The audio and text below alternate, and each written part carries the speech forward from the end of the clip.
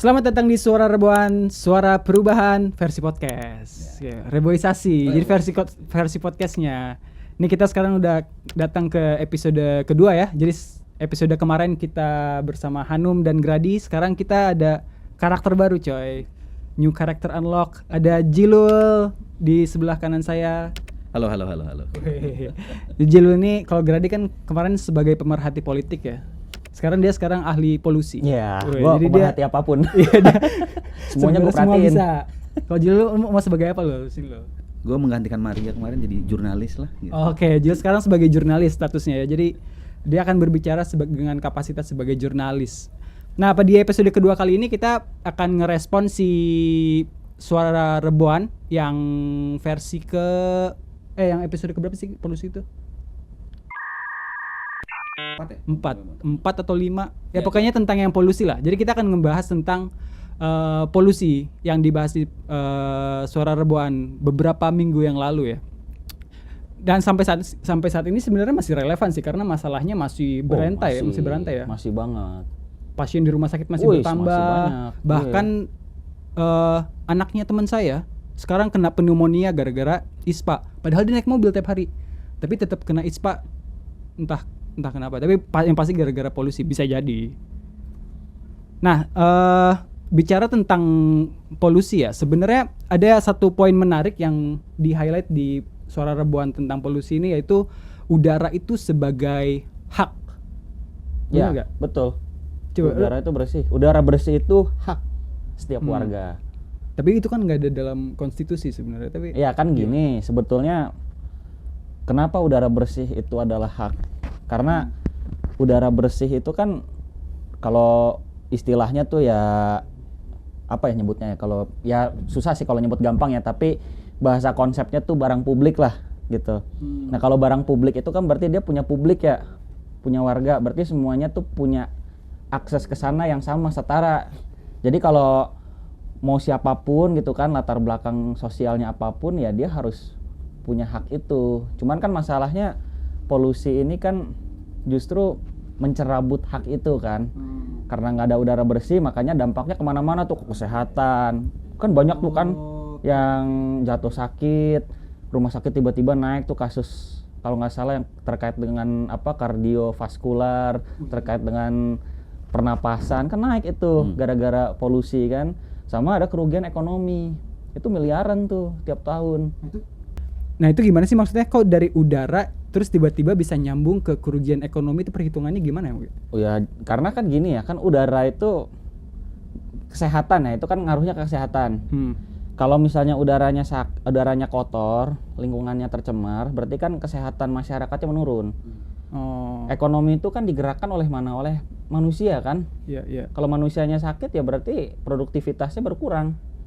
Nah, di situ kerugiannya, di situ ditambah beban kesehatan secara cost-nya ya, secara biayanya kan bertambah. Rumah sakit itu kan nanganin pasien-pasien itu kan ada biayanya tuh. Gak murah itu tuh biayanya tuh. Dan apalagi kalau itu ditanggung oleh negara ya, ditanggung pemerintah lewat skema BPJS Kesehatan, berarti kan dana yang dikucurkan untuk penanganan masalah ISPA, masalah jantung, yang masalah-masalah terkait dengan polusi itu bertambah tuh. Jadi masalah ini tuh bisa sifatnya tuh multidimensional. Gitu bahasanya. Jadi dimensi satu ke dimensi lain tuh saling terkait. Multiverse enggak? Gitu. Multiverse enggak juga sih. Multidimensional yang bener lah.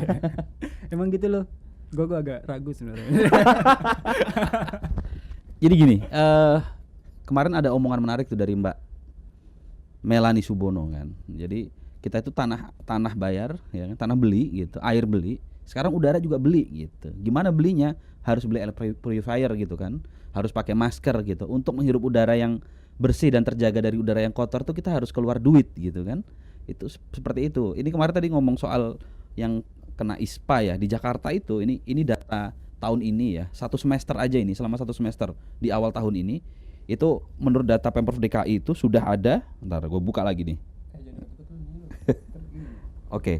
Ada 638.000 kasus dalam 1 semester. Artinya setiap bulan itu 100.000 pasien ISPA di DKI Jakarta.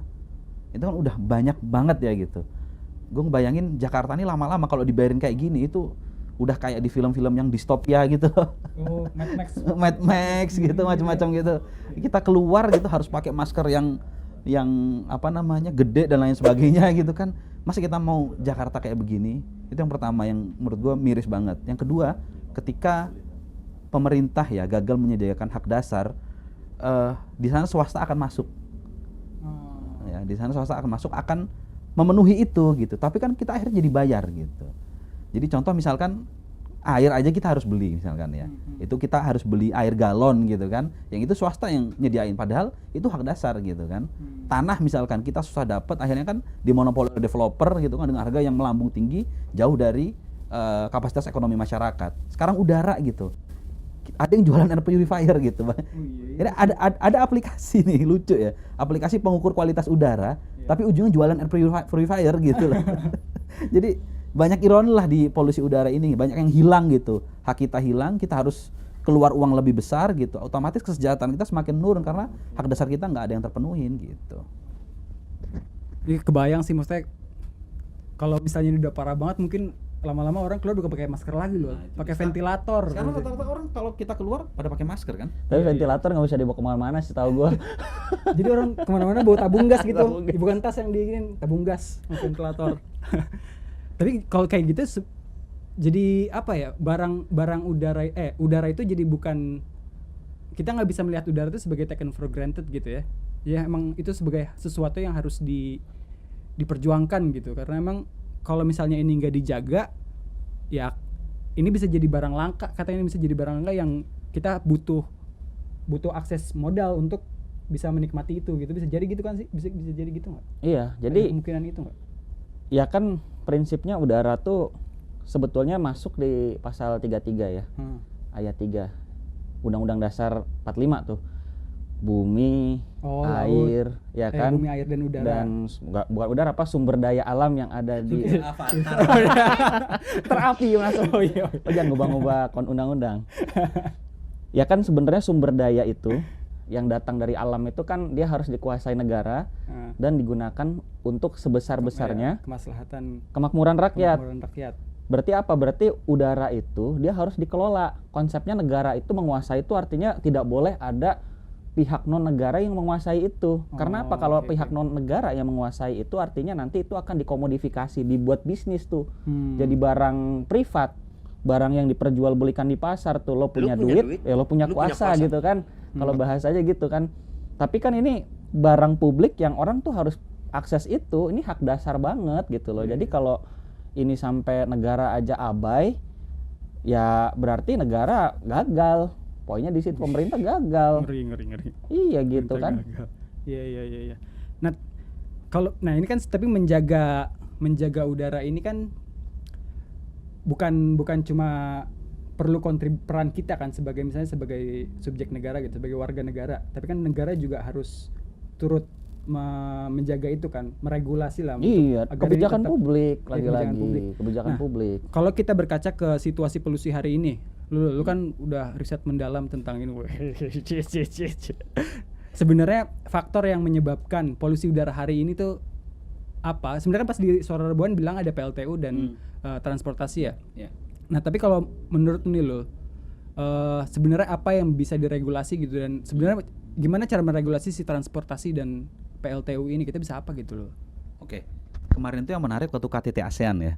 Ya kan? Kualitas udara Jakarta sempat membaik, banyak yang moto langit Jakarta cerah begitu. Tapi begitu KTT-nya bubar, selesai balik lagi gitu kan. Gitu ya. Artinya sebenarnya bisa gitu. Cuma nggak ada political will gitu. Kita lihat kan kemarin langkah-langkah yang mulia Lord Luhut ya sebagai apa namanya koordinator yang megang yang ditunjuk Pak Jokowi untuk menangani polusi Jakarta itu, yang pertama dia kan menutup beberapa PLTU gitu kan, menghentikan mungkin atau menurunkan kapasitas produksinya gitu, dan juga ngasih scrubber saya nggak tahu bentuknya gimana, tapi yang jelas bertujuan untuk mengurangi polusi yang ada di pabrik-pabrik, mewajibkan pabrik-pabrik itu memakai scrubber gitu. Kemudian mengurangi transportasi publik karena mengurangi apa namanya transportasi gitu. Jadi ada beberapa jalan yang ditutup, kemudian ASN DKI disuruh WFH dan lain sebagainya. Jalanan sempat Sebagian ruas jalan memang sepi tapi sebagian lain ramai karena memang ada yang ditutup. Tapi artinya itu bisa gitu kan. Dengan political will gitu. Apapun sebabnya, yang jelas kita menunggu political will dari pemerintah gitu.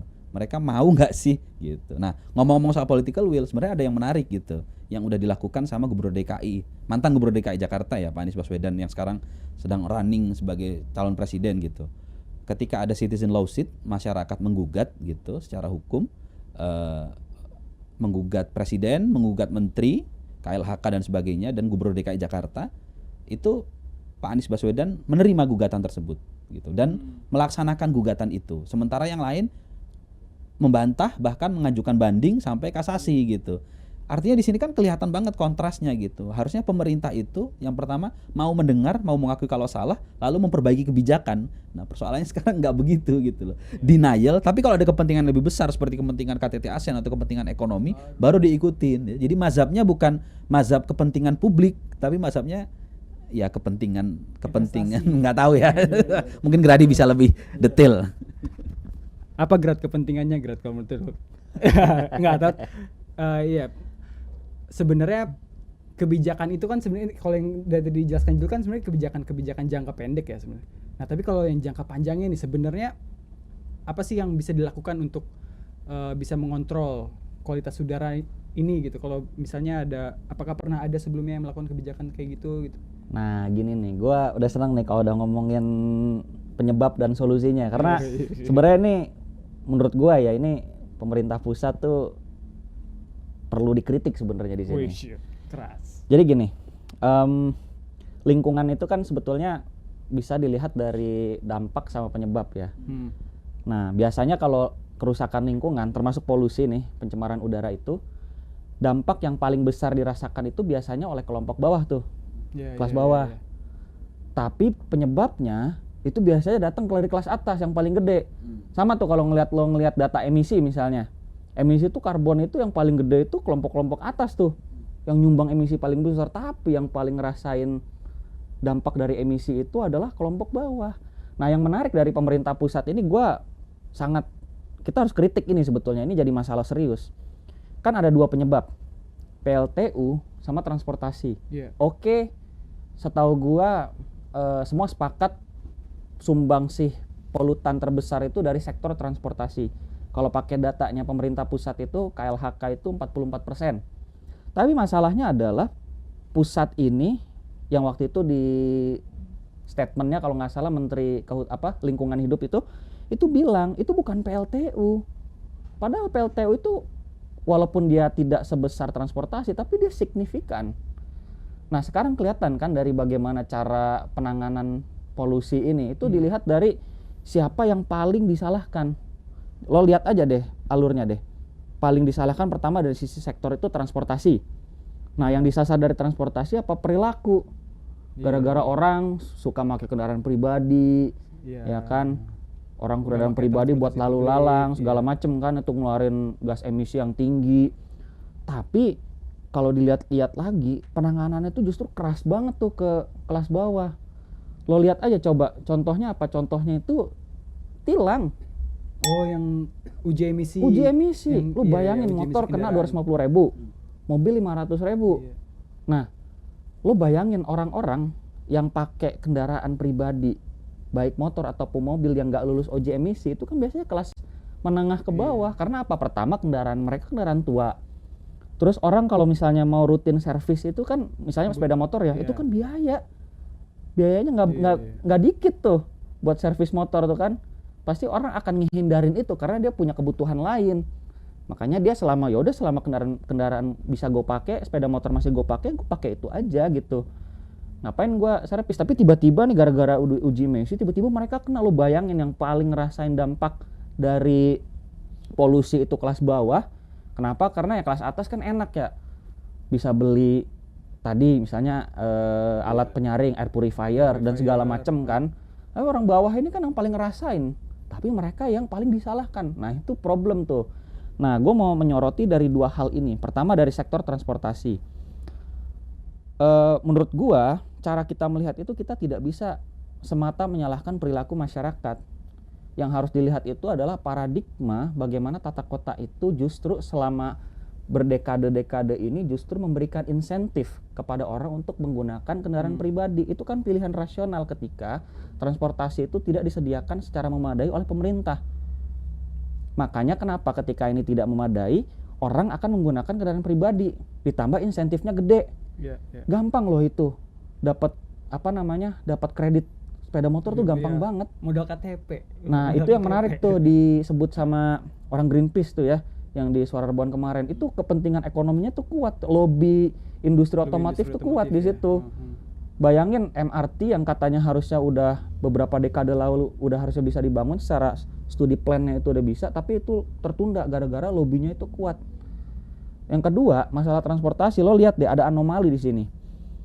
Pemerintah minta untuk orang beralih dari kendaraan pribadi ke kendaraan umum. Tapi masalahnya lo cek jumlah atau panjang jalan tol Jabodetabek itu meningkat dalam 10 tahun terakhir. Lo bayangin orang disuruh naik transportasi umum tapi insentif buat orang naik kendaraan pribadi itu ditambah. Anggarannya malah dialihin untuk buat ke situ. Gue memahami itu karena itu kepentingan ekonomi negara, karena dari situ itu bukan cuma soal jalur transportasinya aja, tapi itu money generator. Jalan tol itu karena lo bayar kan, itu jadi pemasukan negara yang efektif, itu yang sangat besar dari situ. Makanya kenapa pemerintah senang banget bangun jalan tol. Di situ masalahnya. Returnnya lebih jelas, lebih gede gitu kali ya. Gitu. Jabodetabek gitu. Jadi anomali di situ, lo bayangin orang disuruh pindah ke angkutan umum tapi jalan tolnya ditambah terus. Gimana coba? Makanya kenapa pemerintah tuh perlunya mengubah secara paradigma. Yang dominan itu harusnya dari bahasanya itu yang car oriented itu tuh, yang basisnya kendaraan pribadi, ke transit yang sifatnya itu transportasi publik. Nah, Gubernur DKI Jakarta Pak Anies itu tuh melakukan itu, ya kan? Jaklingko itu kan inovasi itu. Dia tidak mengubah sama sekali apa angkutannya existing tuh. Transjakarta BRT-nya udah ada tuh yang dari zaman Sutioso. Planningnya tetap berlanjut. Angkot-angkot yang gubernur sebelumnya mau dihapus itu justru tetap dipertahankan, justru direvitalisasi, diintegrasiin. Lu bayangin itu sistem yang dipakai di negara-negara maju. Apa? Singapura, Hong Kong. Dua ini tuh model sistem integrasi transportasi publiknya tuh diakui, dan Singapura ya salah satu yang paling yang paling diakuin, dan itu efektif, efisien dan berkeadilan, itu udah pasti. Dan konsekuensi ke udaranya juga lebih ada loh, datanya ada nggak? Nah, konsekuensi ke udaranya besar. Kenapa? Karena sebenarnya ini logik aja ya, kalau ketika sektor transportasi ini memberikan sumbangan yang besar terhadap emisi, terhadap polutan di udara, harusnya kalau ini signifikan, yang peralihan dari kendaraan pribadi ke kendaraan umum itu besar, itu pasti akan signifikan. Itu udah nggak perlu hitung-hitungan rumit lagi. Itu gue udah yakin pasti itu signifikan tuh di situ. Nah, yang kedua PLTU. Nah, tapi terserah lo mau bahas apa enggak tuh. PLTU gimana? Gue sebenarnya tiba-tiba di tengah lost dalam penjelasan gue, saudara. Jadi gue ngomong apa dari tadi? gue coba memvisualisasi apa yang lu sampein kan, terus kayak ini kok udah sampai sini tiba-tiba gitu. Respon dulu. Kita perlu kopi yang jelas berarti di sini nih, biar lu nggak lost penjelasan. Tapi gini, oke, dihubungkan dengan capres ya, tiga capres begitu. Kalau kita bandingkan kebijakannya, karena mereka ini adalah sebelumnya semuanya pejabat publik gitu kan, dan kita bisa menilai komitmen mereka terhadap udara yang bersih itu seperti apa, bisa kita lihat dan ukur masing-masing. Dan ya menurut gue sebagai jurnalis gitu kan, melihat track record dalam pemberitaan maupun dalam lini masa gitu, gue lihat di antara semuanya yang paling punya komitmen konkret ya Anies Baswedan gitu. Contoh misalkan ngomong soal energi terbarukan ya, energi terbarukan. Jadi kalau kita tahu ya, Jakarta itu yang jelas punya satu sekretariat SDGs yang itu resmi di bawah pemerintahan gitu. Yang salah satunya mengawal energi terbarukan. Di situ juga mengawal, nah salah satunya ternyata di Jakarta ini ada satu pulau di Kepulauan Seribu itu yang pakai full panel surya. Jadi di sana di Pulau Sebira namanya, di Kepulauan Seribu itu ada ada panel surya satu pulau menghasilkan 1.200 kWh. Itu lumayan, 160 lebih kepala keluarga itu teraliri oleh listrik dari situ gitu. Artinya sebenarnya komitmen kebijakan itulah yang kita butuhkan gitu. Bukan kata Gadadi tadi mengajak publik. Jadi pejabat itu kan kelakuannya kalau ada masalah selalu ini adalah tanggung jawab bersama gitu. Ayo publik tolong perbaiki perilaku gitu kan. Kita tuh disuruh memperbaiki perilaku tapi pejabatnya komitmennya kita nggak tahu kayak gimana gitu. Nah itu menurutnya harus kita nilai di situ gitu. Jadi harusnya pejabat publik yang waras ya dan sehat itu tidak pertama kali mengajak publik ketika ada masalah untuk menyelesaikan, tapi mengoreksi pada dirinya karena dia yang punya kapasitas paling besar. Dan indikator utama dalam melihat komitmen kepada sebuah masalah itu kalau pemerintah ya gampang aja, kebijakan anggaran maupun kebijakan perundang-undangan yang keluar gitu. Perda ya, nanti mungkin ada institusionalisasinya gitu, ada lembaga yang muncul kayak di Jakarta tuh ada SDGs Jakarta, Sekretariat SDGs Jakarta gitu. Komitmen anggaran dibuatlah satu daerah yang itu panel surya sebagai percontohan yang seharusnya itu bisa kita duplikasi gitu di berbagai daerah di Indonesia. Cuma sayangnya, nah balik ke political will, ini masalah PLTU tadi, ini kan pemain-pemain besar gitu kan, semua kelas kakap ya oligar kita itu pemain batu bara semua gitu loh. Nah di situ kan mereka akhirnya punya kepentingan supaya batu baranya bisnisnya cuan lancar, kita pakai energinya tetap fosil gitu kan. Nah masalahnya ada di situ. Ya, jadi sebenarnya kita udahlah uangnya nggak ngalir ke kita dapat ampasnya doang gitu kali kasar ya. Jadi tapi memang kita jadi sebenarnya dari diskusi ini kita ngelihat kalau udara ini bukan cuma masalah udara ya, ada masalah energi terbarukan, ada masalah kebijakan publik yang seharusnya dia lebih holistik gitu dalam ini kaitannya akan dengan lingkungan juga, dengan masalah lingkungan, dengan masalah mobilitas kita sehari-hari dan akses kepada kehidupan yang layak gitu, salah satunya dengan kualitas udara gitu. Nah ini sebenarnya penjelasan lebih panjangnya lagi dan lebih runut dan tersistematis bisa kalian tonton di Suara Rebuan episode ke-6, judulnya polusi ugal-ugalan solusi asal-asalan. Iya, polusi ugal-ugalan solusinya asal-asalan. Nah nanti kalian bisa coba nonton ya di situ, coba search aja keywordnya. Mungkin karena ini podcast ini diniatkan sebagai pemantik, jadi kita nggak akan terlalu panjang kali ya. Kita sudahi sampai di sini aja. Oh ya, buat kalian yang tertarik untuk mengikuti, jadi ada namanya Rebuan.id, itu sebuah kelompok diskusi yang tersebar. Oh ya, Musyawarah Rebuan. Dia tersebar di berbagai daerah di Nusantara. Nah kalau kalian tertarik untuk menginisiasi suara Rebuan kalian sendiri, musyawarah Rebuan kalian sendiri, atau mau gabung di Musyawarah Rebuan yang sudah ada, silakan masuk ke rebuan.id. Nah, untuk nonton dan untuk mengikuti update-update isu terbaru bisa nonton di Suara Rebuan Metro TV setiap hari Rabu jam 7 malam. Setiap jam berapa sih? Ya, Rabu jam 7 malam. Ya, setiap hari Rabu jam 7 malam. Oke, sampai jumpa di episode podcast Reboisasi selanjutnya. Saya bye-bye. Bye-bye. Saya bye-bye. Oke. Dadah.